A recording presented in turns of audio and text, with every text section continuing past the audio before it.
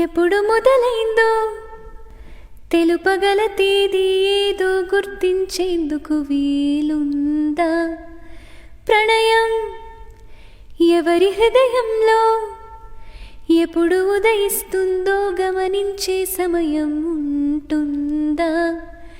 ప్రేమంటే ఏమంటే చెప్పేసే మాటుంటే ఆ మాటకు తెలిసేనా ప్రేమంటే? అది చరితలు సైతం చదవని వైనం, కవితలు సైతం పలకని భావం, సరిగమలెరుగని మధురిమ ప్రేమంటే.